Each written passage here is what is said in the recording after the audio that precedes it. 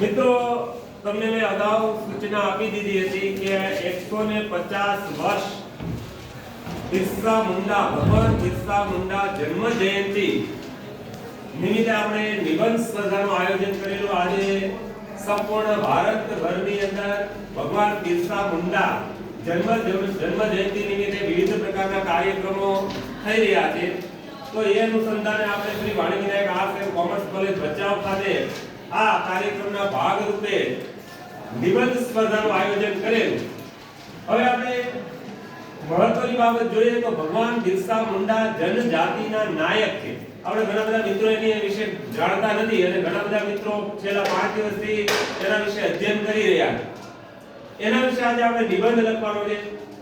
જનજાતિના મહાન નાયક ક્રાંતિકારી એવા બિરસા મુંડા, તમે તમારા મોબાઈલની અંદર ચિત્ર જોયું હશે અથવા પુસ્તકોમાં પણ જોયું હશે, એક સ્વાતંત્ર્ય સેનાની હતા। એમનો જન્મ 15 નવેમ્બર 1875 ની અંદર બંગાળ રાંચી જિલ્લાના ઉલિયાટુ ગામની અંદર થયેલો અને તેમને સ્થાનિક લોકો છે, જેના આદિવાસી લોકો છે, ધરતી આબા તરીકે ઓળખતા હતા। એનું તમે બધાએ વાંચન કર્યું છે અને એમણે પોતાના શિષ્યોને એક એવી ટુકડી તૈયાર કરી હતી અને અંગ્રેજોની સામે સશક્ત સ્વાતંત્ર્ય સંગ્રામ માટે એક યોજના બનાવી। જય જવાહર અને તીર કામતું પણ તમે ક્યાંક ને ક્યાંક જોયું છે।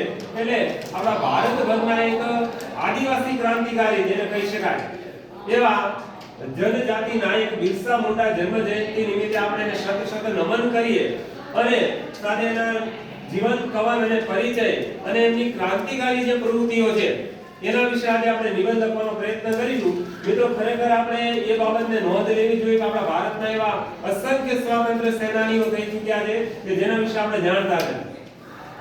દક્ષિણ ગુજરાતની અંદર આદિવાસી વિસ્તારોની અંદર આ અંતર્ગત મોટા મોટા કાર્યક્રમો થઈ રહ્યા છે, એનું પખવાડિયાનું સપ્તાહ ઉજવાઈ રહ્યા છે। તો આજે આપણે બધા મિત્રો એફઆઈએસઆર ટીવાયના તમામ મિત્રો નિબંધ લેખનની અંદર સ્વાતંત્ર્ય સેનાની એવા ક્રાંતિકારી જનજાતિ નાયક ભગવાન શ્રી બિરસા મુંડાના જન્મ જયંતિ નિમિત્તે આપણે બધા નિબંધ લખવાનો પ્રારંભ કરીશું। બરાબર, ચાલો।